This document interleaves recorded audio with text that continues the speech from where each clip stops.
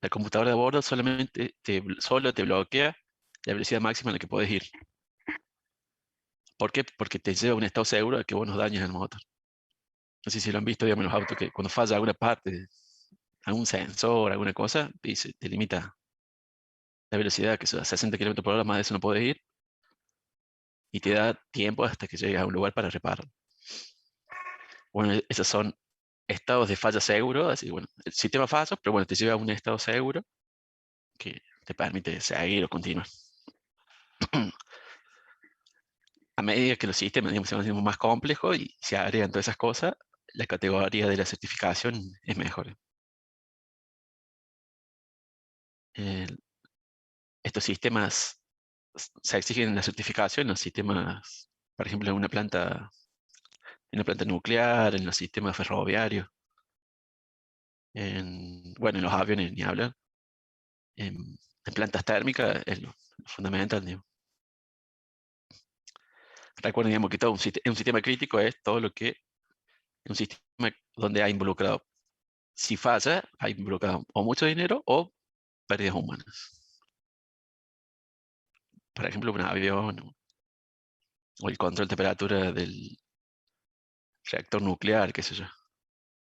El lector de temperatura, bueno, no tiene que fallar. Y si falla, bueno, que me avise, que sepa, yo sepa, o que me deje en un estado seguro. Y bueno, en esas situaciones sí se usa esto, lo que ustedes han aprendido acá. Es una de las partes más importantes. No es la única, pero es una parte más importante. Y obviamente los que se dedican a los que se dedican a diseño de sistemas críticos o los que se dedican a certificar estos diseños cobran muchísimo dinero. Y obviamente si ustedes diseñan un circuito donde hacen todos estos cálculos y dicen, sí, mira, este circuito estuvo ensayado, esto que lo otro, y mi diseño dura 5 años. Obviamente ese circuito con esa información vale mucho más caro que otro que no lo tenga. Independientemente de la garantía, es la confiabilidad. O sea, ¿por qué este circuito es confiable? Porque sé que me va a durar tanto tiempo. Sé que me va a durar 5 años. Sé que 5 años, sé que va a durar, y bueno, esa información es lo que le da la confiabilidad. A eso se le llama la confiabilidad, digamos, a eso se apunta esto. ¿Les quedó claro? Más o menos. Mediante anda.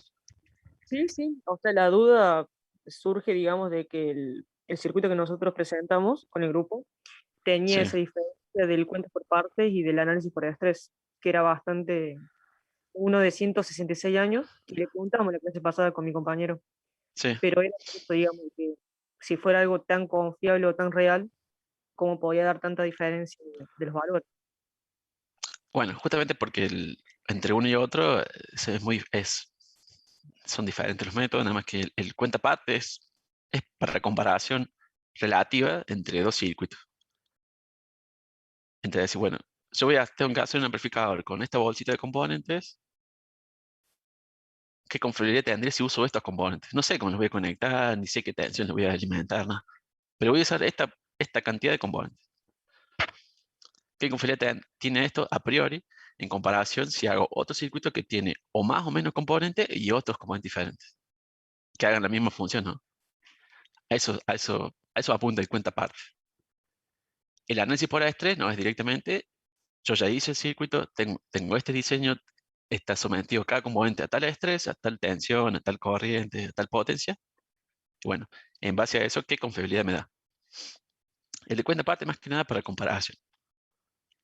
Es comparar, es decir, tomar una decisión a priori, como antes de arrancar, por decirlo más, con el diseño. Tengo que hacer un amplificador. Bueno, voy a usar un operacional y 4 resistencias y unos capacitores. Ah, pero también lo puedo hacer con transistores y resistencia. Bueno, ¿qué confiabilidad me da a priori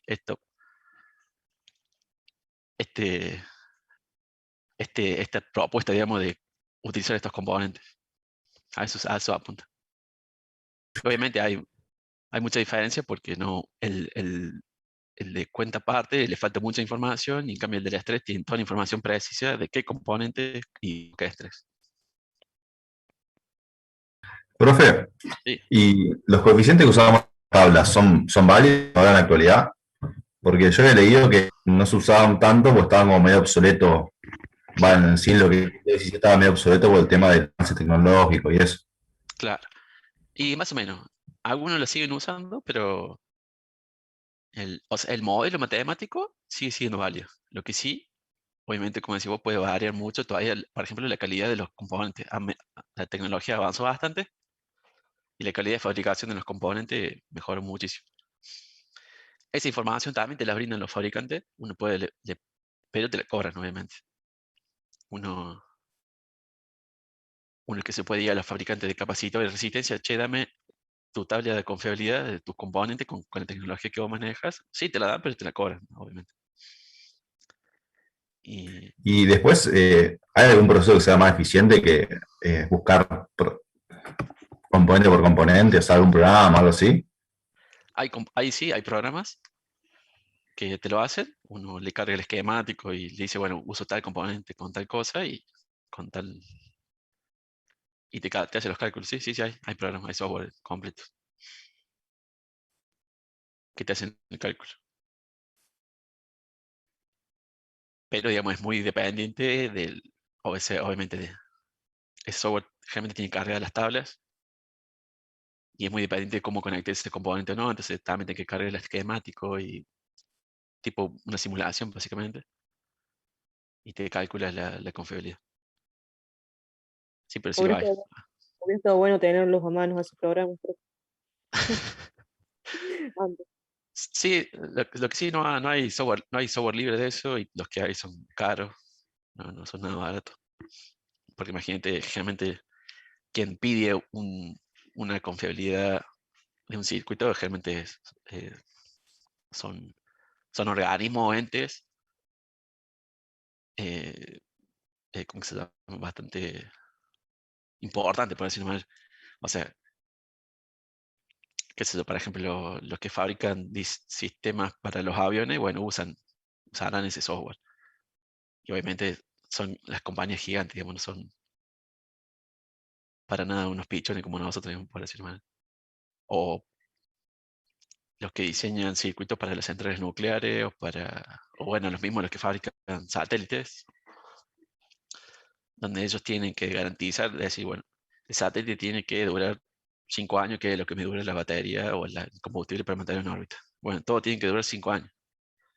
Entonces, bueno, hacen los diseños para esa duración de batería o esa duración de combustible. Y bueno, y esa gente, la que fabrica satélites, son unos monstruos y obviamente compran esos software y los tienen y los usan. Hay empresas que se dedican a hacer esto directamente. Uno le dice, bueno, te da el circuito estos materiales que usa, tanto que lo otro, y dice, bueno, tu confiabilidad es tanto. También se hacen esos cálculos.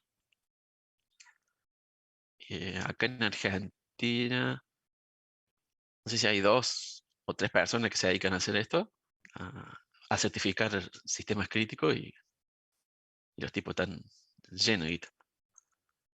Hay mucha, se paga mucho. Porque determinados organismos, por ejemplo, hay leyes que exigen que los circuitos que se vayan a emplear en determinados ámbitos tengan ese certificado. Entonces, las empresas cuando van a hacer tal obra o tal cosa, bueno, contratan a estos ingenieros para que certifiquen sus sistemas si cumplen por lo menos con lo mínimo requerido por la ley o la normativa.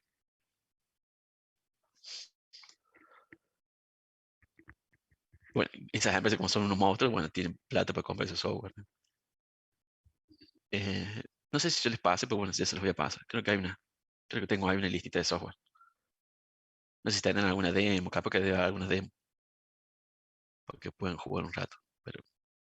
Pero lo básico es lo que han hecho ustedes a mano, es agarrar el circuito, buscar la confiabilidad de cada componente y calcular la confiabilidad total del sistema. No es tan complejo. Lo que está bueno es que si usted ya tiene el circuito ahí medio simulado, que ya hay nomás de una le tire la confiabilidad. No falta mucho. Digamos.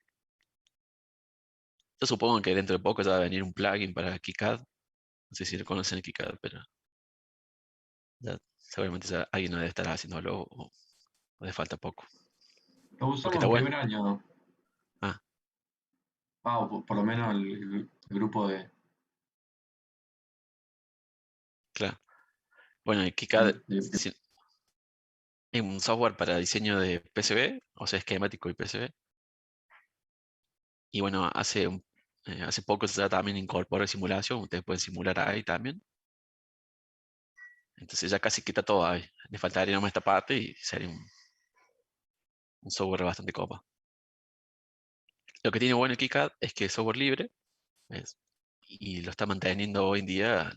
Hace un par de años atrás ya lo agarró el, el CERN, el laboratorio este que es que está allá entre Italia, Francia y Suiza, el laboratorio donde está el colisionador de hadrones.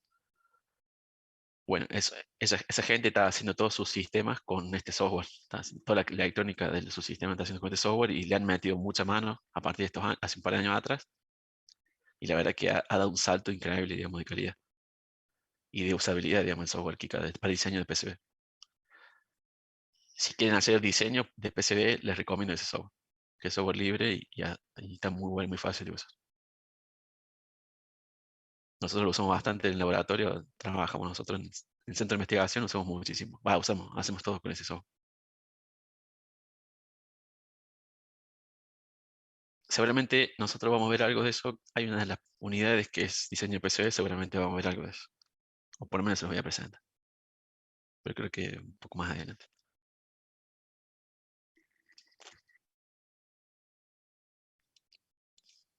No sé si alguien diseña PCB o ha hecho algo. No, No, lo de la facu nomás, profe. Y alguna que otra cosa en secundaria. está bien.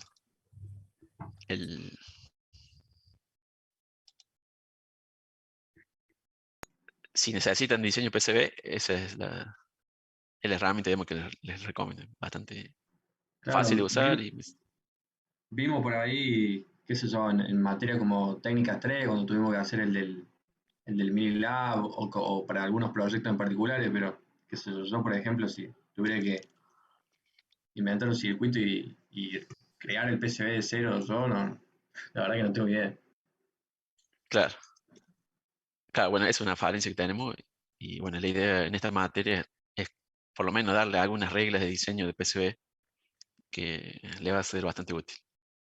Creo que está un poquito más adelante, pero ya lo vamos a ver, seguro.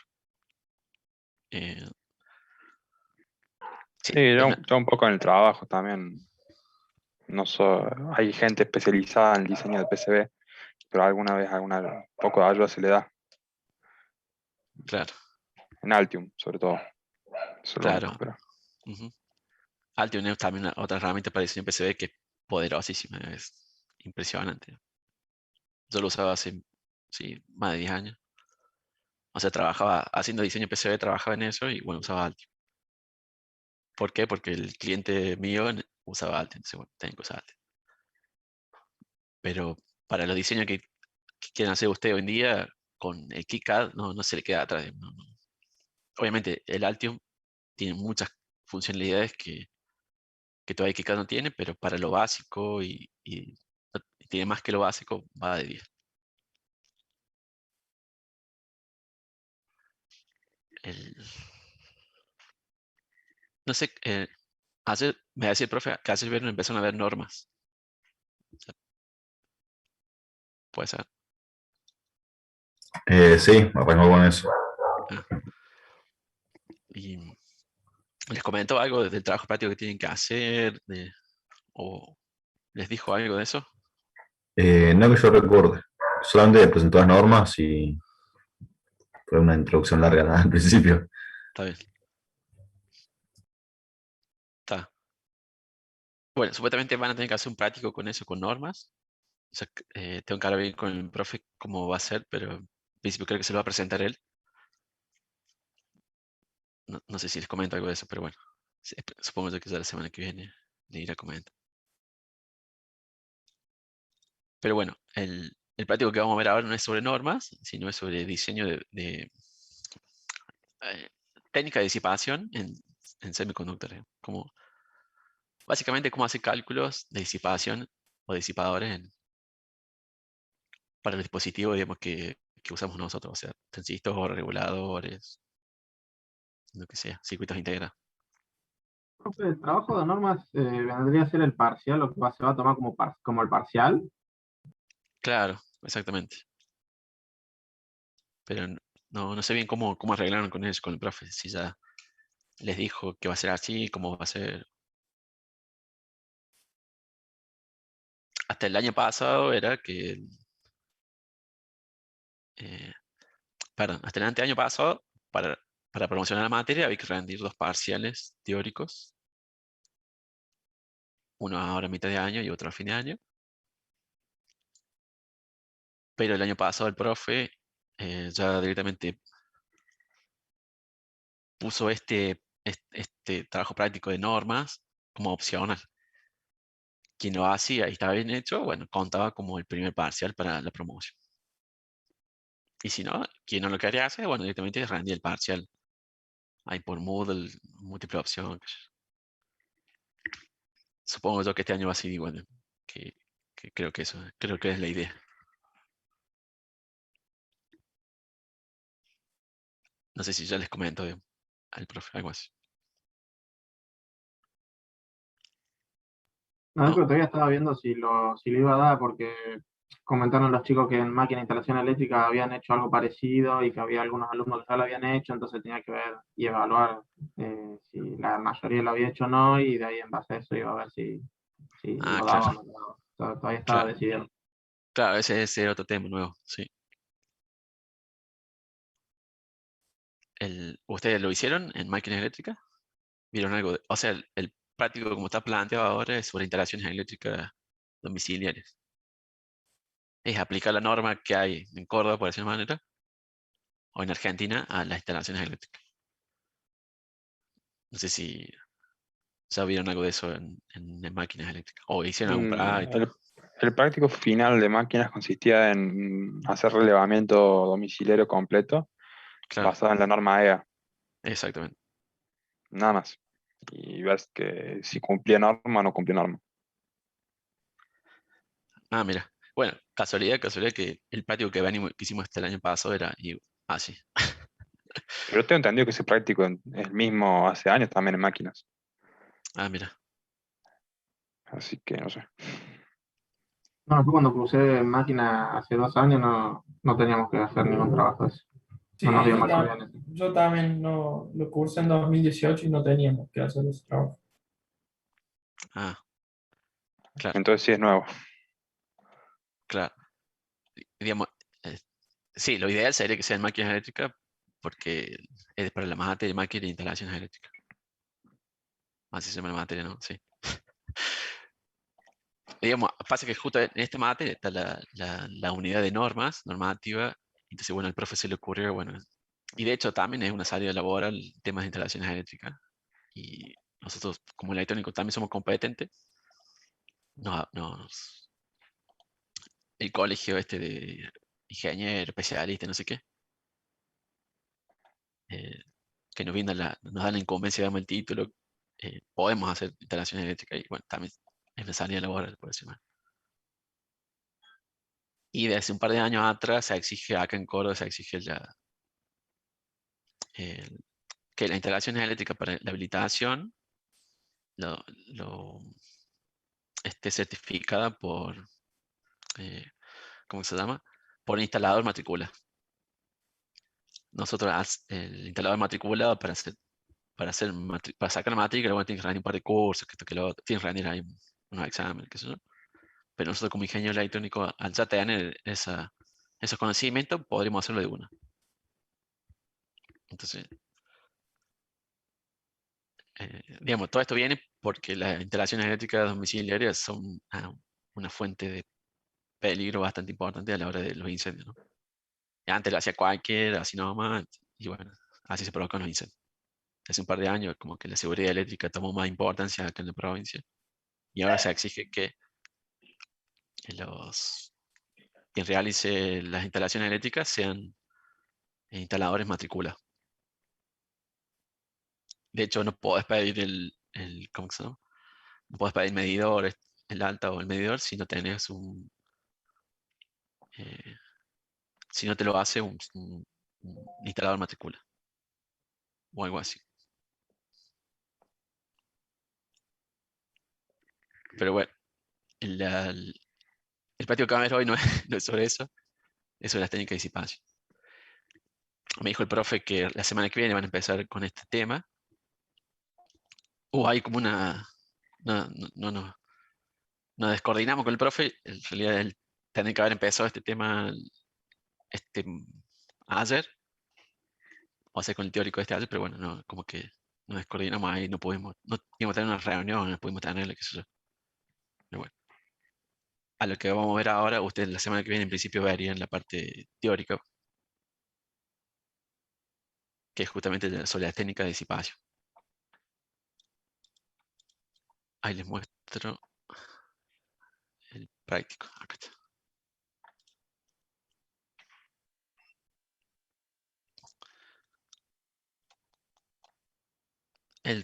Acá dice 5, pero es 2. ¿Se ve ahí el trabajo práctico? Sí, se ve, profe. Buenísimo. Bueno, el objetivo, como dice ahí, es estudiar el comportamiento térmico de los semiconductores de potencia, para lo cual, digamos, van a tener que hacer mediciones, van a tener que construir algunos circuitos. Por eso la encuesta que yo le hice la otra vez, para ver qué cosas tenían en sus casas y qué no. Y con esos materiales, como la mayoría más o menos tiene, bueno, pues decidimos, digamos, largar el práctico este. Digamos, no son cosas complejas, lo principal que tienen que tener es cómo medir temperatura. O sea, van a tener que medir temperatura para este práctico. Y van a tener que tener, digamos, varios dispositivos, generalmente reguladores o transistores en distintos encapsulados, para que puedan hacer práctico. Si hay alguna dificultad, bueno, lo veremos ahí en casos particulares, pero en principio creo que la mayoría de los grupos lo puede realizar.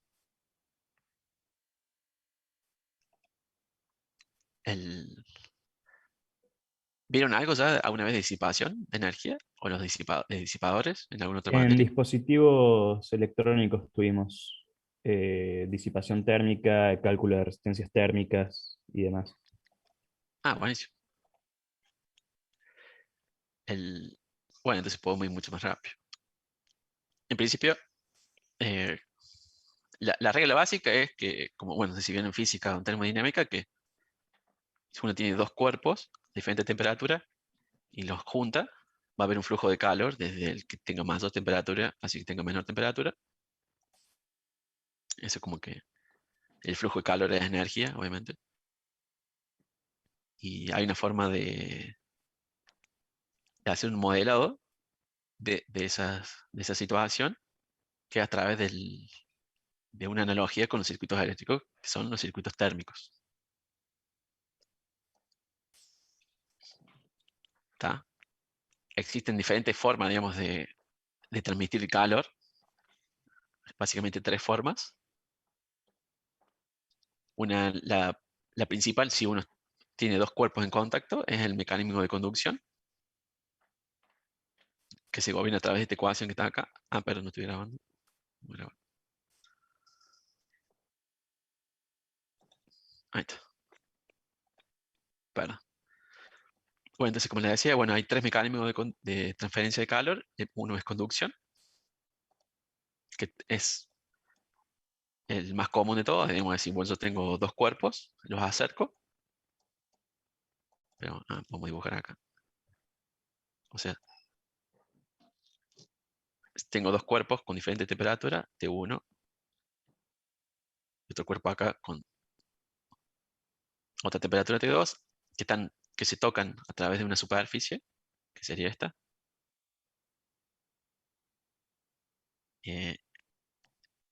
si T1 es mayor que T2, va a haber un flujo de calor del cuerpo que tenga mayor temperatura hacia que tenga menor temperatura hasta que se alcance el equilibrio térmico. Esa es la ecuación de difusión de calor básica. Creo que la ecuación de Einstein se llama. No me acuerdo bien cómo era. Pero bueno, dos cuerpos el calor va a fluir hasta que la temperatura de los dos sea igual. O sea, pasa un tiempo, la temperatura del cuerpo 1 va a ser igual a la temperatura del cuerpo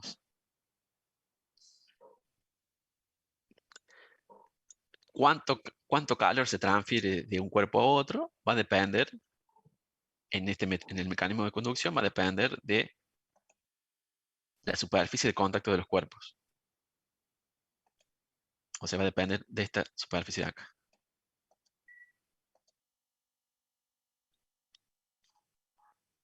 O sea, la superficie de contacto acá, mientras mayor sea la superficie, el calor se va a transferir más rápido.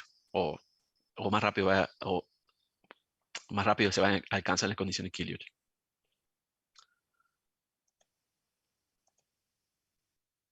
Bueno, la ecuación que gobierna ese modelo de conducción es esta que está acá. No tenemos Q, que el calor o la energía. Obviamente también va a depender del tipo de la materia. Obviamente los metales conducen mejor la temperatura, conduce mejor el calor que los no metales, por decirlo de manera.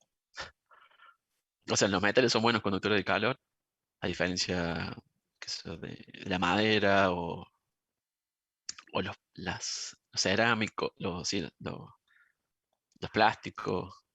El vidrio también es buen conductor de calor. Y la ecuación dice que dice, bueno, ¿cuánto calor se va a transferir desde un cuerpo hacia el otro? Es esta ecuación que está acá.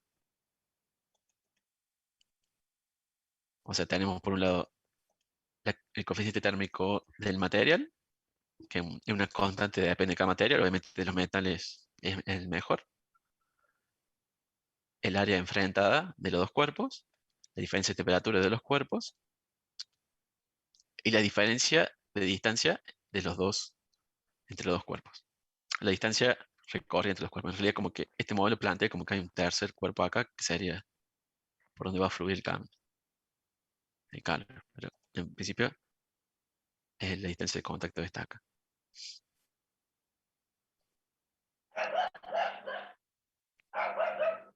Se enojó el perro. ¿Quiere comentar algo? No le gustó lo que le dije. Bueno, ese es un mecanismo de conducción de calor. El segundo mecanismo es por convección.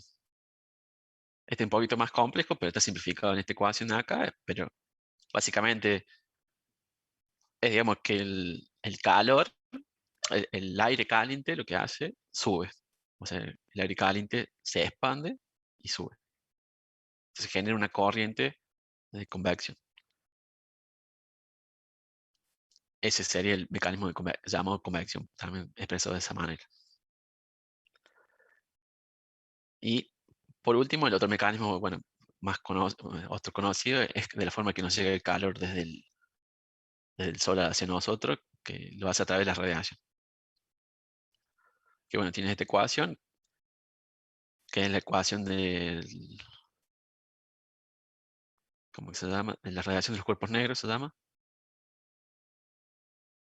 Que básicamente es fuertemente dependiente de la temperatura de ese cuerpo. Obviamente de la superficie, mientras más grande sea el cuerpo negro ese, mayor energía va a emitir. Y obviamente el coeficiente de emisividad de los cuerpos. Hay un tema ahí con el tema del color de la superficie. Si es color negro, emite mayor energía que si fuera de otro color. No sé tanto de física, pero sé que viene por ahí la mano. Básicamente es el mecanismo por el cual nos llega calor estando acá en la Tierra, sino que el Sol en el medio no hay, entre la Tierra y el Sol, no hay nada, no hay ningún medio más que el vacío. Y bueno, cómo llega de acá hacia acá el calor y lo hace a través de la radiación. O sea, onda electromagnética, básicamente. Ok, bueno, esa onda electromagnética en la ecuación de calor, bueno, queda con esta forma. ¿Está? O sea, radiación electromagnética nos llega con esa ecuación. A través de esa ecuación nos llega calor. Se modela así, perdón.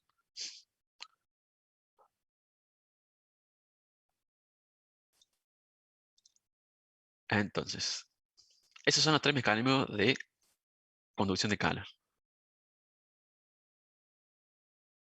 Pero también, digamos, lo que se puede, lo que se puede hacer.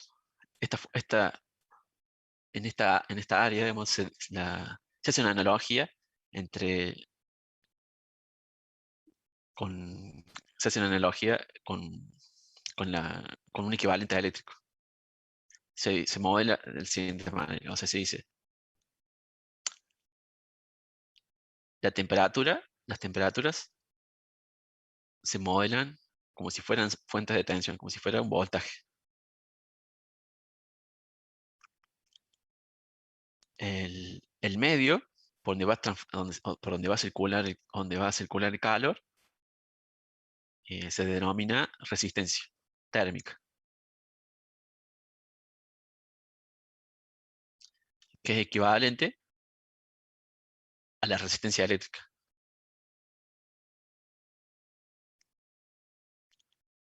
O sea, la resistencia térmica es equivalente a la resistencia eléctrica. Y por otro lado, el flujo de calor, o el flujo de calor, que sería Q, es equivalente a la fuente de corriente. O sea, a la corriente I. Entonces, aparece lo que se llaman los circuitos térmicos, que son equivalentes, digamos, a los circuitos eléctricos, por decirlo más. Donde tenemos una fuente de corriente, que sería la fuente de calor, lo que está generando el calor. Ese calor eh, va a atravesar un medio, que va a ser una resistencia que se va a oponer a que ese calor fluya, como lo hace la resistencia que se opone en la corriente. Eso va a generar una temperatura acá T1 en ese punto, va a generar una temperatura T2 en este otro punto. Y a su vez, digamos, la temperatura ambiente se modela como una fuente de tensión.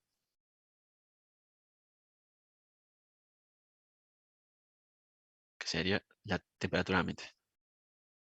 Entonces se establece, digamos, sería Q,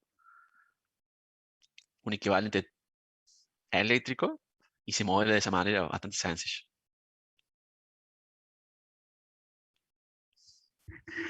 ¿Me siguen hasta ahí? O sea, el calor para fluir necesita un medio. En el modelo, en los tres modelos estos. El modelo de conducción necesita obviamente algo físico, algo, algo sólido, por decirlo de manera. En el convección necesita el, el fluido, que puede ser aire o líquido. Y en la radiación necesita la nada misma, necesita el vacío o algún medio para se transmite la onda electromagnética. Se puede decir que aquí hay un medio, digamos, por decirlo de manera, en radiación también. Ahora se cree que la materia oscura, pero bueno, eso es otra cosa. El, Entonces, el medio se opone en principio a la circulación de calor. ¿Cuánto se opone? Y bueno, mientras mayor sea la resistencia, si la R es muy alta, obviamente, como ustedes vieron, digamos, en teoría de circuito, se va a oponer a la circulación de la corriente y el calor no va a fluir, digamos. El calor va a bajar. O sea, si la resistencia es muy alta, esta corriente va a ser baja. Y viceversa, si la resistencia es chiquita, es pequeña, la corriente va a ser alta.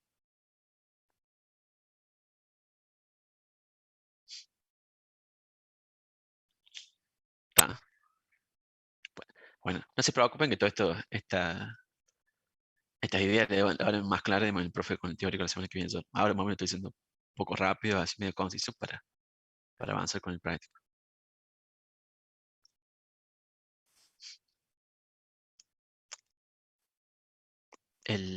La definición propiamente dicho de la resistencia térmica, me olvidé de comentarles. Al igual que la resistencia eléctrica, se suele nombrar así R o directamente tita. Tita porque ya tiene el término TH de thermal. Este sería thermal. En inglés, digamos, como que ya... Por eso se le pone TH. No sé si se acuerdan, digamos, la ley de Ohm. ¿Se acuerdan de la ley de Ohm o no se acuerdan de la ley de Ohm? Aquí igual la resistencia. Al voltaje sobre la corriente. Exactamente. Sería, no sé para qué borré el circuito anterior, sí. O sea, tenemos acá temperatura 1, temperatura 2 sobre el calor. La R sería acá la diferencia de temperatura, o sea, T2 menos T1 sobre la corriente, que en este caso sería flujo de calor. Esa es la definición de resistencia térmica. Así se modela, así, bastante sencillo. ¿Está? Entonces, en el práctico el primer ejercicio que les pide es decir, bueno, cómo determinar las resistencias térmicas de acuerdo a cada uno de estos modelos de conducción sí, de transferencia de calor, perdón. O sea, tienen que determinar cuánto valdría la R, la resistencia térmica para el modelo de conducción, para el modelo de radiación y para el modelo de convección.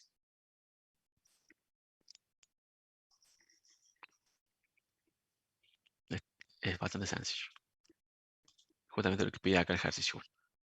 Y si dadas esas ecuaciones, determinar la fórmula que representa la resistencia térmica en cada uno de esos mecanismos de... Acá no es conducción porque ya es conducción tan mal. O sea, en cada uno de los mecanismos de transferencia de calor.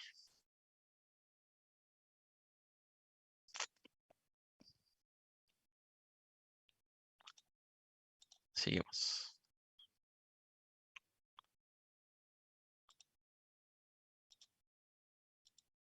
Dice, bueno,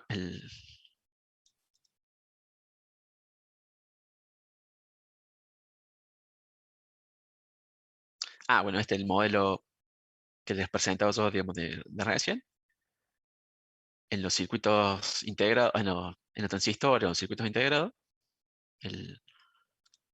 ustedes tienen un encapsulado. Pero vamos a bajar acá abajo. Estamos acá.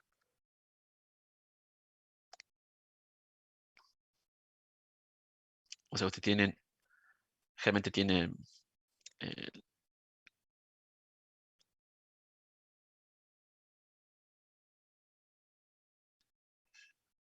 lo que voy a dibujar acá va a ser como si fuera un transistor o un circuito integrado visto en forma transversal físicamente. Estos serían los terminales, supónganse. Este sería el sustrato. Generalmente sustrato de silicio.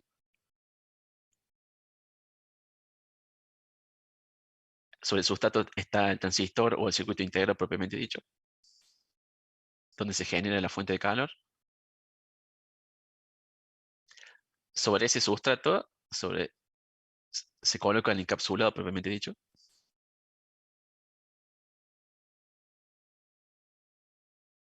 ¿No?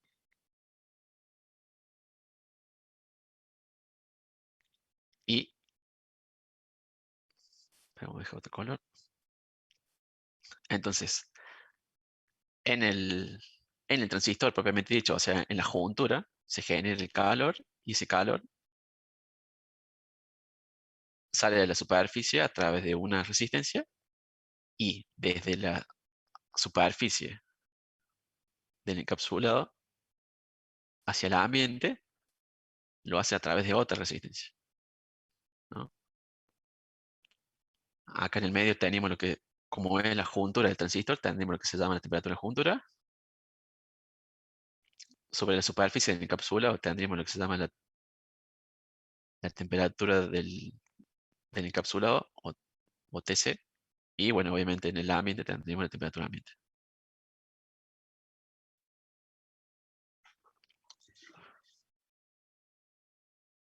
¿Cómo se modela eso? Bueno, es el circuito que está acá al lado. O sea, tenemos por un lado la temperatura ambiente, que no la podemos controlar nosotros. ¿Qué es lo que genera el calor? Es justamente la potencia que se está disipando internamente en el encapsulado, o sea, en la juntura. Uno puede hablar de un equivalente entre la potencia disipada y calor. O sea, potencia es la derivada de la energía con respecto al tiempo. Entonces uno puede decir, bueno, el calor es energía, entonces puede ahí hacer un reemplazo rápido y decir, bueno,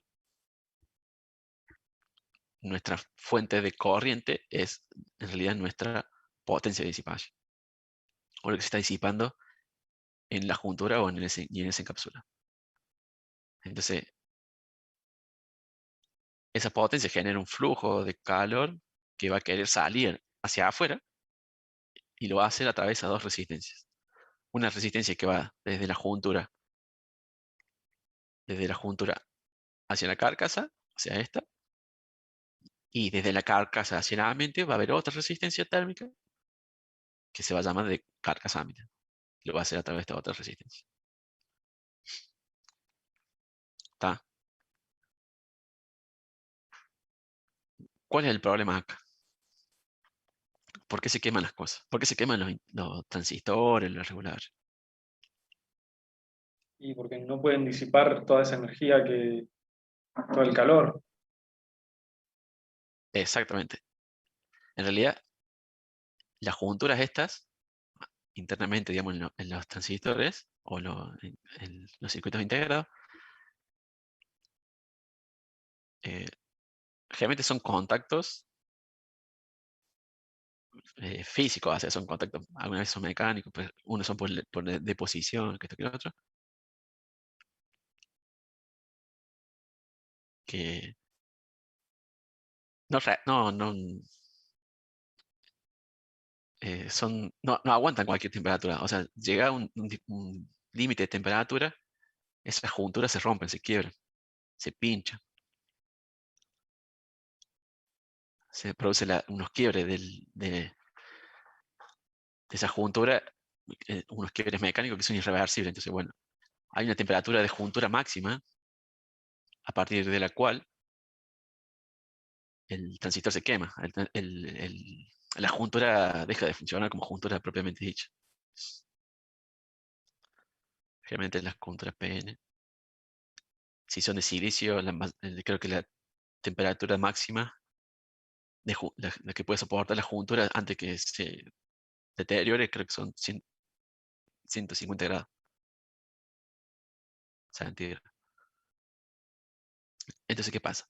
Cuando se está disipando potencia en esta juntura, obviamente se genera un calor que, si ese calor no se evacúa, empieza a aumentar la temperatura.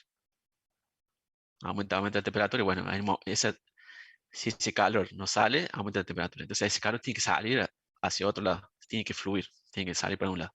Y bueno, ¿cómo lo hace? Lo hace a través de esas resistencias térmicas que les nombro. La de juntura casa, o sea, de la juntura hacia el encapsulado y desde el encapsulado hacia el ambiente. Entonces, para que ese calor salga hacia la superficie, evidentemente estas resistencias tienen que ser lo bastante bajas posible.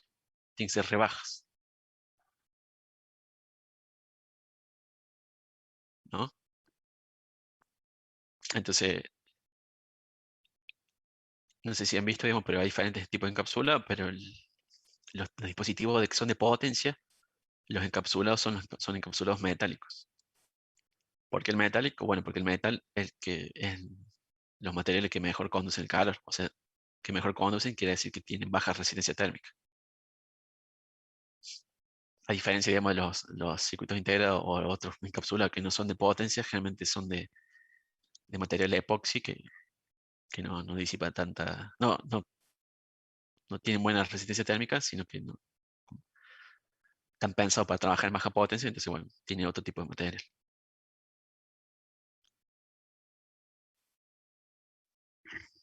¿Me siguen? Hasta ahí. Bueno, entonces, borramos esto. Entonces, el modelo más sencillo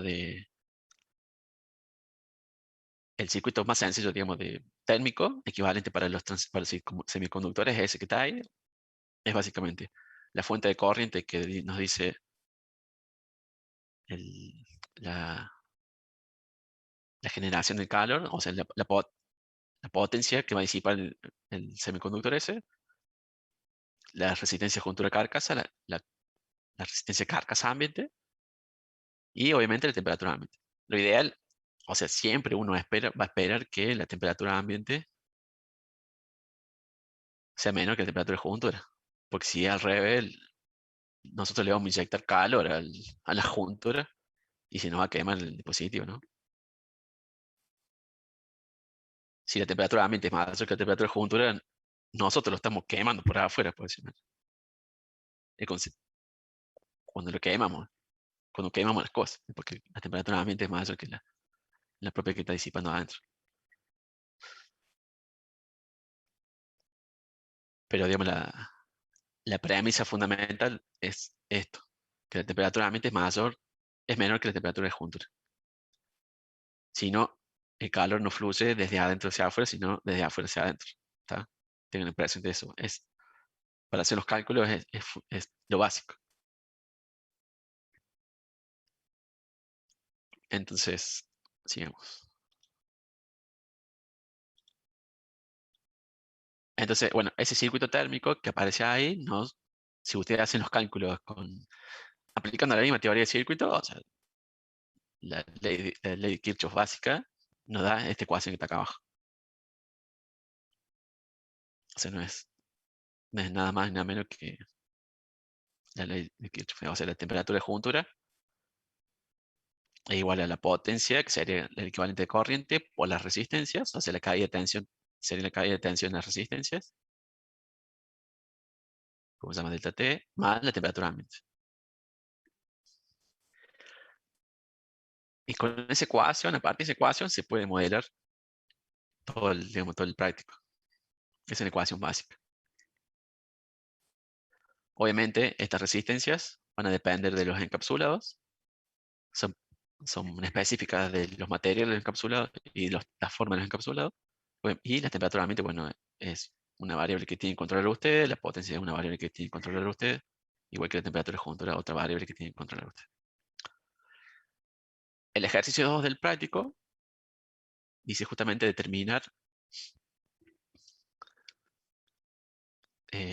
bueno, perdón, acá en esta tablita tienen diferentes resistencias térmicas de acuerdo al tipo de encapsulado. O sea, fíjense que, por ejemplo, este TO3 son los huevos fritos, los conoce huevos fritos, que son un encapsulado metálico que tiene forma de huevo frito, que se usan mucho en los dispositivos de potencia. Bueno, la resistencia juntura carcasa es bastante chica, de 1 a 5. Los TO220 son los clásicos que si lo ven de perfil, tiene una forma así. Donde acá tiene un orificio para meter el tornillo. Y acá iría el disipador. Esta parte es metálica, pero o sea, toda esta parte es metálica, pero toda esta parte es de plástico. No sé si lo ven de frente. Es así. Bueno, esos tienen una resistencia juntura carcasa bastante chica también, pero de carcasa ambiente bastante alta. Y así. ¿Está? El segundo ejercicio les pide eh, ¿cuál es la potencia máxima que pueden disipar? O sea, tienen que buscar algunos encapsulados, un TO3 de 220, dice, dispositivo TO3 o TO220, y determinar cuál es la potencia máxima que puede disipar el dispositivo sin que se queme.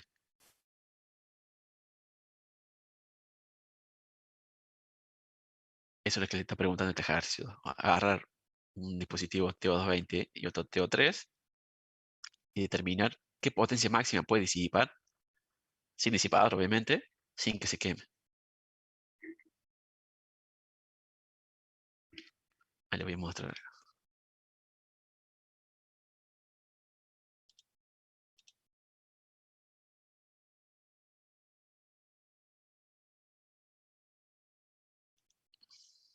Eh,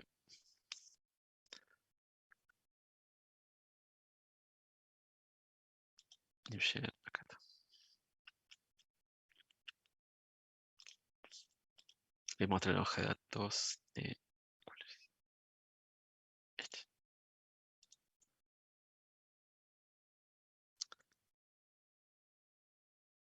¿Se ve ahí la hoja de datos? Sí, profe. ¿Veis? Bueno, esta hoja de datos es justamente un transistor. Bueno, un par complementario, dice. Bueno, transistor de silicio, transistor de potencia, de alta corriente. La hoja de datos así te lo vende, te lo pone en grande.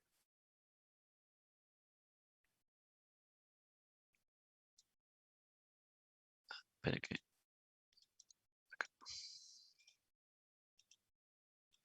Acá en grande dice pone 300 vatios. Dice, bueno, 50 amperes, que esto que el otro, pero puede disipar 300 vatios. De 10, dice, bueno, uy, listo. Supóngase que la aplicación de ustedes necesitan justo 270 vatios, dice, uy, de 10. Si pongo este transistor allí, listo, puedo hacer mi amplificador, supongamos, ¿no? De 270 vatios. Supongamos que sea ideal, que esto que lo otro. Rendimiento máximo.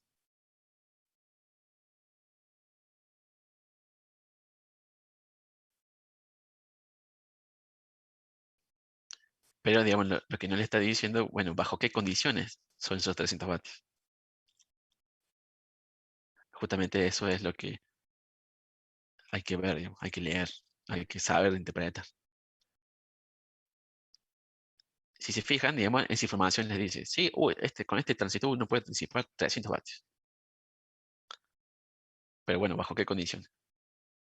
Y si se fijan, generalmente los fabricantes les dan en la hoja de datos estas gráficas como este tipo.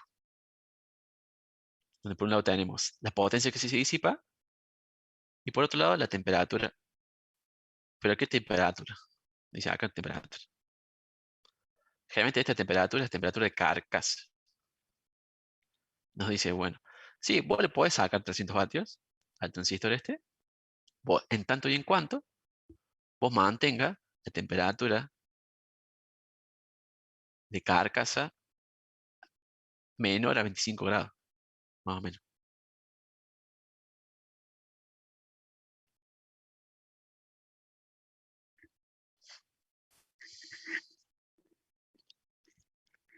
Entonces, ¿cómo hacemos para mantener la temperatura de carcasa menor a 25 grados? Si yo le quiero sacar los 300 vatios.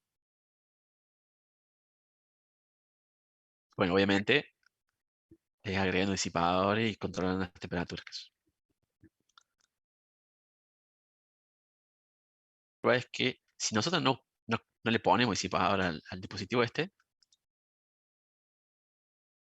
y la temperatura de carcasa, o sea, si la temperatura de juntura máxima es 125 grados, perdón, un poquito más arriba.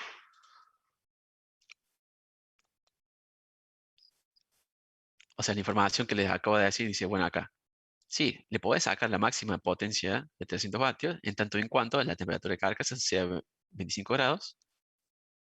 Y dice, si vos mantenés esa condición, se va a degradar 1,71 milivatios, perdón, acá es vatios, no es milivatios, arriba de los 25 grados centígrados. Acá hay un error.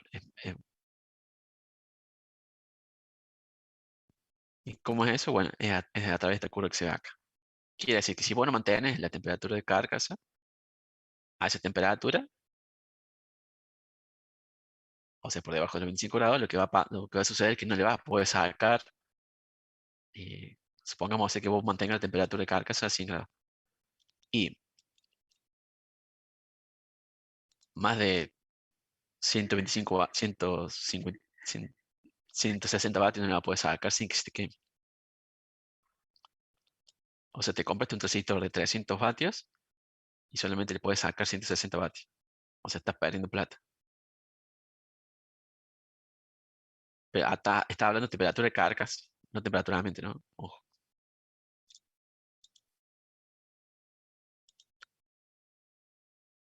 Entonces al fabricante le dan esa información de decir, bueno, ¿cuál es la pendiente de esta recta? Bueno, generalmente la pendiente de esa recta es la inversa de esto. O sea, justamente la resistencia térmica. ¿Cuánto se degrada por cada grado centígrado? ¿Cuántos vatios se degrada? O al revés, ¿cuántos grados centígrados por vatio? También le dice, bueno, la temperatura de juntura máxima, que no la veo acá.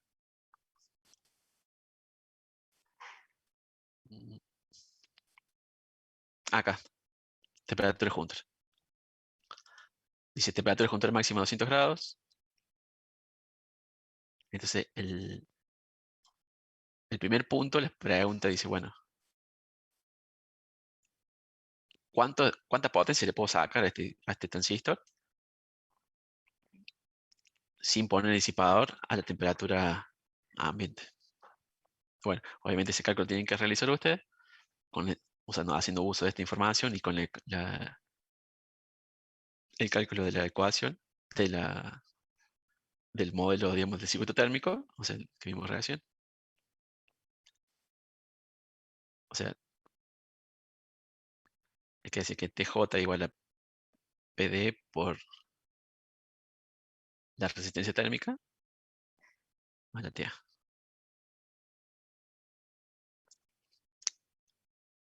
Tienen que hacer, bueno, ¿qué potencia máxima pueden disipar ustedes? Si no le ponen disipador, obviamente sin que se queme, obvio, y siendo la temperatura ambiente tantos grados centígrados, que es lo que lo dice ahí.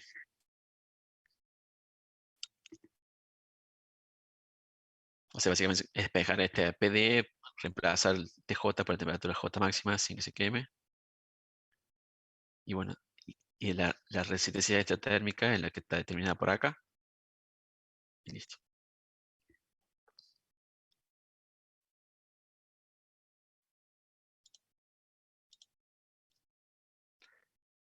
Ya se van a dar cuenta que, por ejemplo, para este dispositivo, más de 15 vatios no le pueden sacar. Hacia temperatura ambiente. Sin disipador, más de 15 vatios, sin que se le queme, no le pueden sacar. Obviamente eso es perder plata porque para que compraste un transistor de 300 vatios si solamente le va a poder sacar 15 vatios. Bueno, a lo que viene el práctico es justamente eso. Tienen que usar disipadores, tienen que hacer los cálculos disipadores si quieren que las cosas sean confiables y que les dure, ¿no? Justamente el tema de la temperatura es uno de los factores principales a la hora del cálculo de estrés, como ya lo vieron en el práctico 1. La temperatura es uno de los factores de estrés que más influye en la hora de confiabilidad. Bueno, ¿cuánto influye? Bueno, influye a tal punto que te quema los integrados, los dispositivos, ¿no? Obviamente, si la temperatura ambiente es muy alta o descontrolada, la potencia máxima que vos podés disipar sin que se queme también va a disminuir, ¿no? Por eso muchas veces, por eso, digamos, por ejemplo, las fuentes conmutadas de las PC tienen coolers justamente para mantener la temperatura ambiente controlada y que no se vaya de determinado límite. O sea, ya de por sí los transistores, la electrónica de la fuente conmutada genera calor, pero están todos los cálculos hechos para una determinada temperatura ambiente.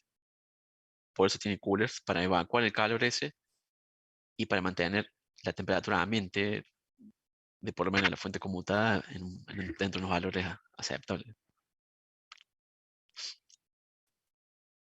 ¿Está?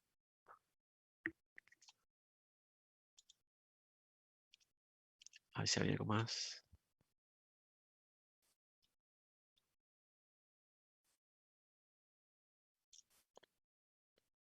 Recuerden, lo que estamos viendo acá es solamente comportamiento estático, no es comportamiento dinámico. O sea, son todas cosas que donde ya la temperatura llegó a su régimen, o sea, uno prendió el transistor, se calentó el transistor, se mantuvo hasta que llegó al equilibrio, bueno, ahí, en esas condiciones estamos, en estado estático. O cuando se pasan los transitorios de temperatura. Eh, o sea, cuando uno, este es tiempo, ¿y a qué temperatura? O sea, cuando uno enciende el dispositivo arranca de una temperatura ambiente, y eso entra, aumenta, aumenta, aumenta, hasta que llega a un valor estable, a partir del cual no crece más. Bueno, todo lo que estamos viendo ahora es cuando ya transcurrió ese transitorio, y a partir de acá para allá. ¿Estamos? Lo que pasa acá lo vamos a ver la semana que viene.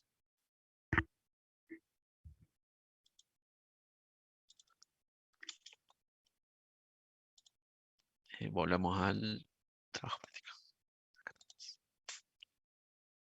Entonces, el primer ejercicio, el ejercicio 2, perdón, es sobre determinar qué máxima potencia puede disipar el dispositivo. Y bueno, comparar con los dos encapsulados. Bueno, y explicar obviamente por qué es menor que la obtenida, obviamente. ¿Por qué es menor? Porque se van a dar cuenta ustedes, obviamente, porque la hoja de datos te dice, sí, puedes sacar 300 vatios en tanto y en cuanto uses disipador. Obviamente eso te ponen las hojas de datos, los fabricantes te ponen, como para hacer marketing y para vender más, te ponen, dice, sí, 300 vatios ahí en grande y gigante. Pero bueno, hay que leer la letra chica, bajo qué condiciones son esos 300 vatios.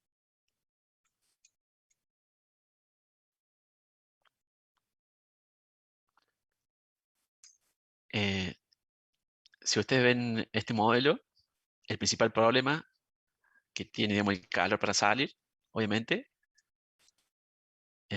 son las resistencias térmicas estas. Tanto esta de junto a la carcasa, internamente, que es interna intrínseca del encapsulado, y esta otra carcasa ambiente. O sea, si ven las hojas de datos, o si ven esta tablita, perdón, van a ver que, por ejemplo, las resistencias junto a la carcasa son chiquitas, son 1,5, 4,2, contra las carcasas ambientes, esta que es, por ejemplo, 60, 80, o sea, un orden de magnitud más o dos órdenes de magnitud más. O por ejemplo este encapsulado dice 2,1 en la juntura carcasa, pero la carcasa ambiente es 100, o sea, 50 veces más grande, ¿no?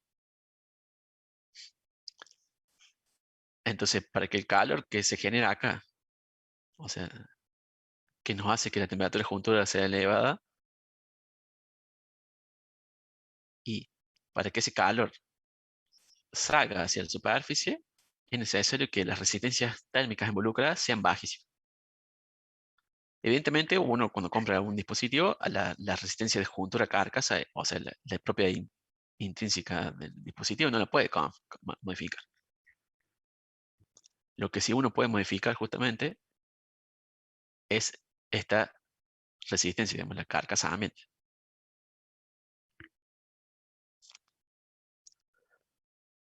¿Cómo puedo hacer yo para que baje esa resistencia? O sea, si lo ven así, como circuito, así de teoría de circuito, ¿no?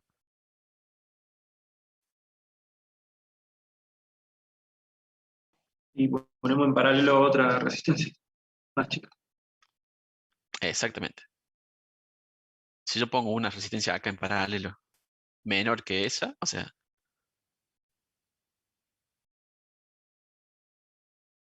si yo pongo una otra tita menor que la tita sea original, pongámosle acá. Esta es la nueva. Obviamente el paralelo de un paralelo, perdón, dos resistencias en paralelo, el paralelo de dos resistencias, perdón, va a tener un valor menor que la menor. Entonces pongo dos resistencias en paralelo, el equivalente, el, el total va a ser menor que el valor más chico. O sea, el menor que el valor del tita sea nuevo. ¿No?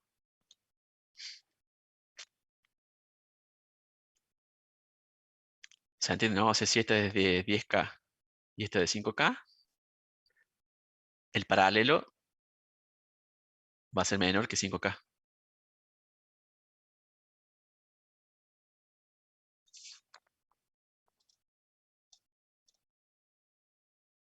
¿No? ¿Han hecho alguno de esos cálculos? ¿Alguna vez? Sí, ¿no? Sí, sí. Bueno, entonces la idea acá es justamente es bajar las resistencias térmicas. Y una forma de bajarlo es colocarle en paralelo una resistencia térmica que vaya desde la carcasa hacia la mente. Que sea menor que la original. O sea, la original es 120. Bueno, tengo que poner algo menor que esto para que el calor salga. ¿Está? Entonces, ¿qué es eso que se pone en paralelo? Justamente son los disipadores. Poner un disipador al un encapsulado es poner una resistencia térmica en paralelo a la que tenía originalmente, pero que sea menor que la original.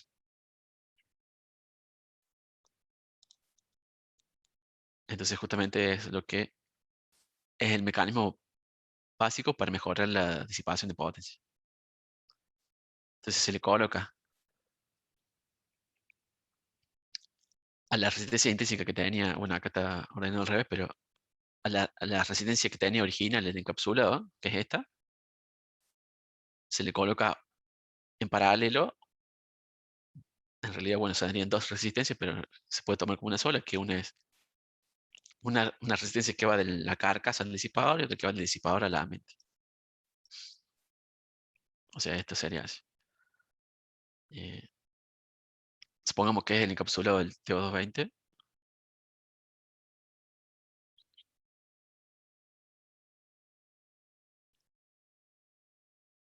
Pero está muy feo el dibujo. Vamos con esto.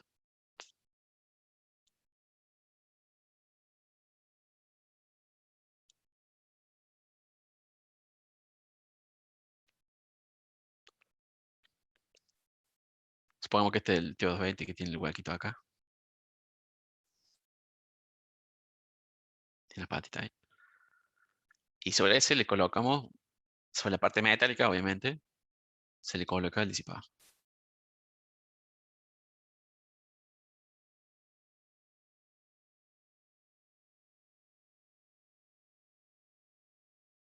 Entonces, intrínsecamente, acá está la juntura, y es donde se genera la fuente de calor. Ese calor tiene que salir, sale de la superficie, bueno, sale por dos resistencias en realidad, sale por esta, que es el plástico, y también sale por esta otra hacia la parte metálica. Acá tendremos TJ, y acá tendremos, supongamos, la temperatura de cargas. En realidad hay dos temperaturas de cargas, esa y esta otra que está acá. Pero bueno, esto no vamos a tener en cuenta ahora. Supongamos que es esta sola. Obviamente acá tenemos la temperatura ambiente, que en principio puede estar o no controlada. Y obviamente tenemos acá el disipador, que también tiene su temperatura.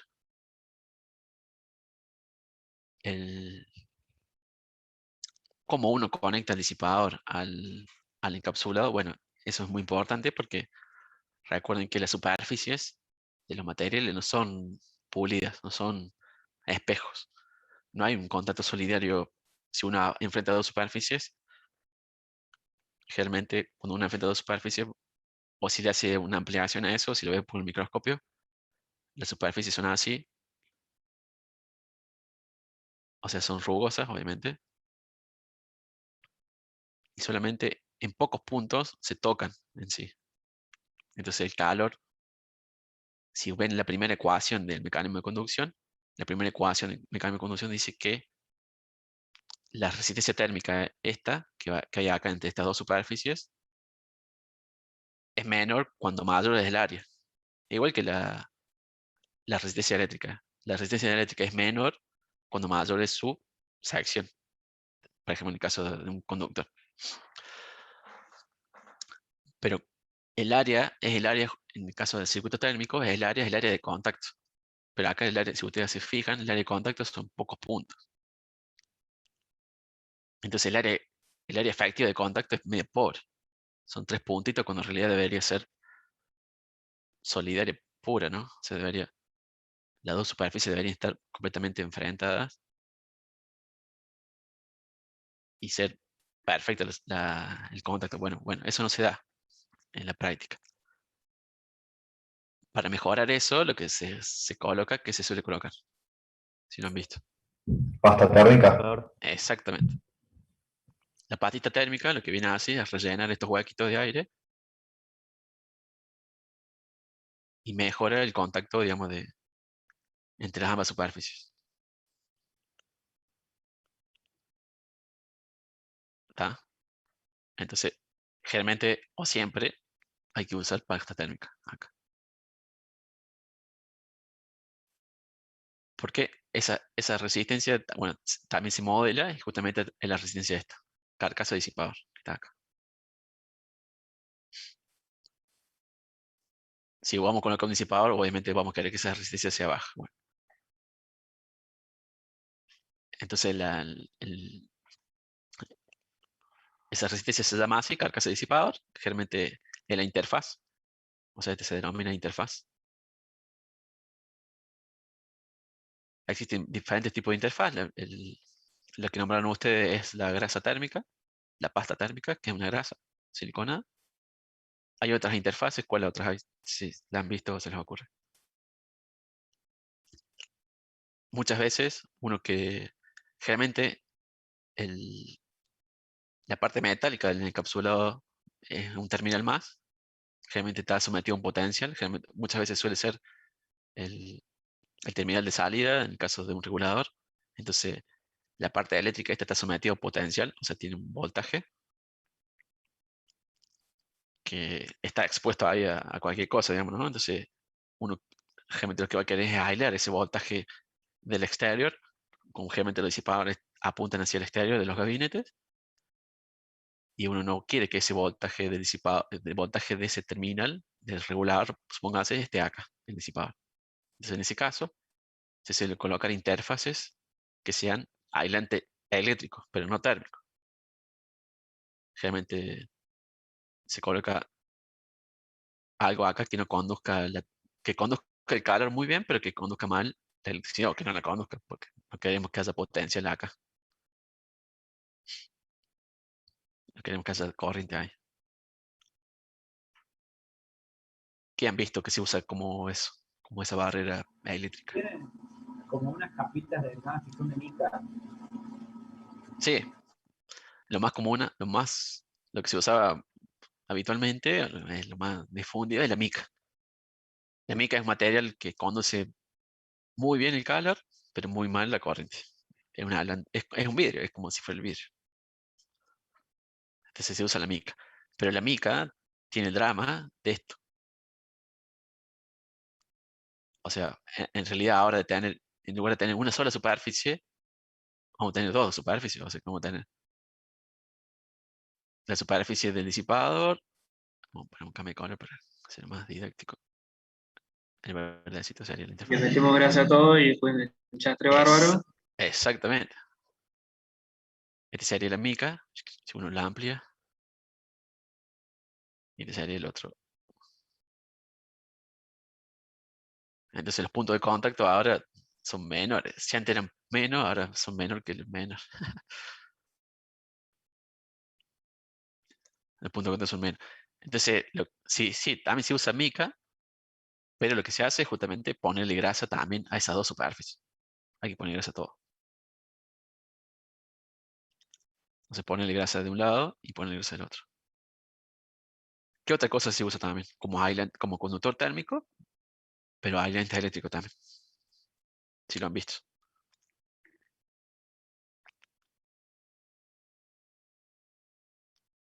La mica ya casi que no se usa tanto. Se usa, pero también no tanto. O sea, no tanto. Hoy en día está de moda, o está más difundido porque es más barato, más fácil de fabricar que esto que el otro. Lo que se llaman los pads de siliconas. No sé si lo han visto.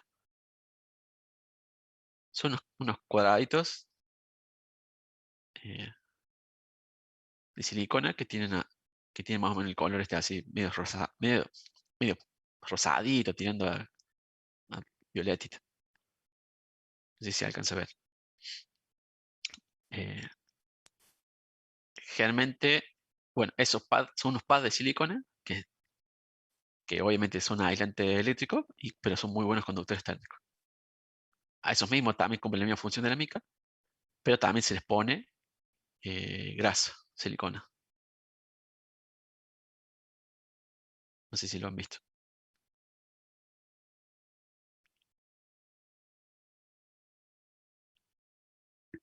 O sea, se colocan también como interfaz eléctrica. Bueno, hace un par de años atrás, no sé si 10 años atrás por lo menos, las computadoras HP, las notebook HP, tienen un problema muy grave con eso. No sé si lo han visto o se han enterado. No, profe, yo ni sabía que existían. Las computadoras HP hace un par de años atrás, de repente bien que estaba, se desoldaba el, el integrado de video, el integrado que se encarga del procesamiento de video. Entonces, pues si uno se compra la HP, que era una notebook, o sea, una marca bastante confiable que esto que el otro, pero no llegaba el año que de repente pum, te dejaba de andar la pantalla. ¿Y qué pasa? Se desoldaba el circuito integrado este de la placa de video. Como estaba integrado en la placa madre, no era que uno podía cambiar la placa de video, no. Estaba en un integrado que estaba soldado directamente en la placa madre, obviamente para disminuir el espacio. Entonces, se desoldaba, o sea, se desoldaba el integrado, ¿no? Voy a borrar esto para ver si puedo dibujar. ¿Qué es lo que pasa? Ah, sí, podía haber ido a la otra página. Bueno, estamos acá, más fácil. ¿Qué pasa? En la placa, las placas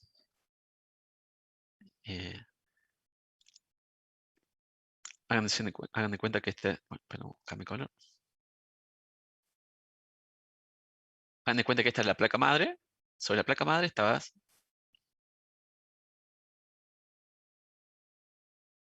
Acá estaba el microprocesador. Al lado estaba el integrado que hacía de procesamiento de video, o sea, la placa de video, pues, por llamarlo.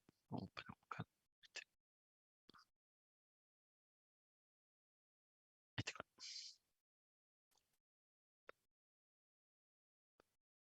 Pero ¿qué pasaba? El microprocesador era bastante alto, o sea, tenía esta altura, pero el integrado de la placa de video era más petizo, por decirlo así.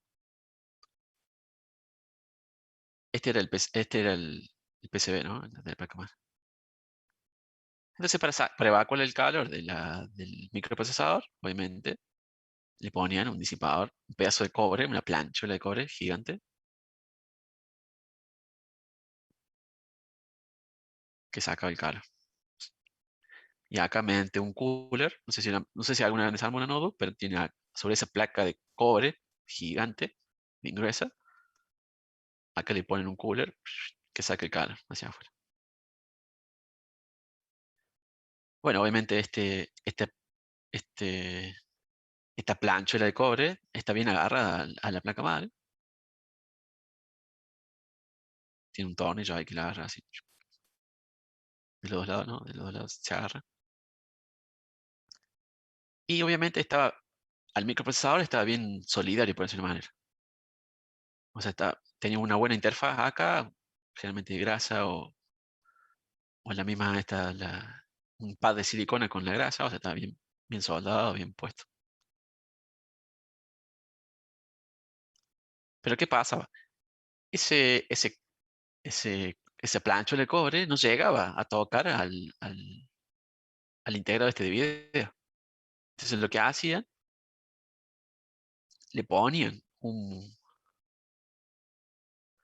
pad de silicona gordito, o sea, no era finito, era bastante gordo, que lo que hacía es completar ese espacio entre el integrado la capa la plancha de cobre. Pero ¿qué pasa? Digamos, a medida que pasa el tiempo, ese pad de silicona se va resecando, cuando se reseca, se achica. Entonces dejaba de tener contacto acá. O sea, dejaba de hacer contacto el pad de la silicona con el cobre. Y obviamente se recalentaba y listo, se desolda. Encima, estos encapsulados eran VGA. Los VGA, no sé si lo han visto, son las bolitas. O sea, los pines de ese encapsulado son bolitas de plomo. Sí, es de zinc, plomo. No sé cuál. O sea, tienen 250 pines, digamos, ¿no? Y entonces, bueno, ¿qué pasa? Entonces, a la larga era dentro del año, no era de acá a 5 años, sino dentro del año, esa goma se resecaba, dejaba de hacer contacto térmico entre la placa de video y el cobre y chao. Se entraba a calentar tanto el integrado ese que se desolaba. Entonces tenía que llevar la notebook a hacer lo que se llama el rebaling, que le llaman. Baling son las bolitas estas, y se llama rebaling para como que lo metían a un horno que se volviera a soldar el integrado este, se soldara de nuevo bien. Y obviamente, bueno, le cambiaban este coso de silicona. O sea, esto yo lo he visto, un amigo se fue a Estados Unidos a comprarse justamente un HP, pero era un maquino, es como si hoy en día se comprara eh, una computadora, un i9, que se da una notebook con un i9, un bichazo. El tipo, en menos del año, chao compo. Obviamente mi amigo era mi compañero de la facu, y bueno, se dio maña y se dio cuenta cuál era la fuente de error y agarró. Y en lugar de ponerle un pad de silicona acá, agarró un pedazo de cobre, sacó el pad de silicona ese, le chantó un pedazo de cobre y listo. Obviamente le puso algo para que se toque bien, haga un buen contacto solidario entre el cobre este y este otro cobre y está, listo, lo soluciona. Pero obviamente era un error de diseño gravísimo, donde la confiabilidad se le fue al carajo, ¿no? Uy, que se hizo largo el trabajo práctico. Pero me siguen hasta ahí, ¿no? Me siguieron. Sí, profe, se entiende. O sea, el concepto básico acá es que el disipador, junto con su interfaz, la sumatoria de esas dos resistencias tiene que ser menor que la que tenía intrínsecamente el encapsulado. Esa es la idea. Por eso uno coloca disipador. Se usan en notebooks. Perdón. Alguien pregunta si se usa en notebook, pero no entendí a qué se refiere. Recién leo el chat. Facundo, si quiere preguntar No mejor. fue una pregunta, fue una afirmación de que los pads de silicona lo he visto en notebooks. Claro, exactamente. Sí, se usan también en los microprocesadores, también yo he visto Sí, en desarmado. general, pero donde lo he visto más uso es en placas madre, en general, placas madres de cualquier dispositivo. Claro. Tal cual. Y alguien había preguntado dónde me anoto. No sé qué será. el Condori. Supongo yo que sé por ganar plata. En la parte que Gaby gana plata. Entonces, el ejercicio 3, o sea, obviamente, esto compleja, este circuito térmico con el agregado del disipador lo hace un poquito más complejo al modelo eléctrico, pero no tanto, digamos, en definitiva queda una ecuación como la que se ve acá. no es tan complicada tampoco, digamos. Y el ejercicio 3 es el mismo que el ejercicio 2, pero ahora ustedes tienen ahora el dato de cuánto vale la resistencia del disipador y la resistencia del carcasa ambiente. ¿Está? Entonces te dice ahora, bueno, ¿cuánto puede disipar los dispositivos anteriores? Siendo que ahora tiene la resistencia de tal valor y la interfaz de la resistencia térmica de la interfaz es tanto. O sea, 3 grados por vatio y 1 grado por vatio. Básicamente, el diseño para disipadores es básicamente justamente determinar, de acuerdo a la potencia que usted quiere disipar, es determinar el valor de estas resistencias. O sea, estas dos, perdón, lo ven más gráfico acá. O sea, ustedes dicen, bueno, yo quiero mi dispositivo, quiero que disipe tanta potencia a tal temperatura ambiente y tiene tal resistencia junto a la carcasa. Bueno, ¿cuánto tiene que valer mi resistencia de disipador a ambiente o carcasa de disipador y disipador a ambiente para yo poder evacuar toda esa energía que se genera intrínsecamente en la cápsula? ¿Está? Así se diseña, digamos, con disipadores. Bueno, ahora viene lo que es. Hasta ahí fueron ejercicios así de papel, digamos, nada complicado. Ahora lo que sigue viene la parte, no sé si vamos a llegar a terminar todo, pero si no, continuamos en la clase que viene, no se preocupe. La parte práctica en sí, lo que van a tener que hacer es, bueno, conseguirse varios distintos tipos de encapsulados, en lo posible TO2, TO220, TO3, los TO92, la mayor diversidad mejor, en principio 2 o 3. Les recomiendo, bueno, también van a necesitar, perdón, encapsulados de montaje superficial. Les recomiendo utilizar reguladores, que son más sencillos de trabajar que un transistor. Pero si tienen los transistores, pueden usarlo tranquilamente un transistor.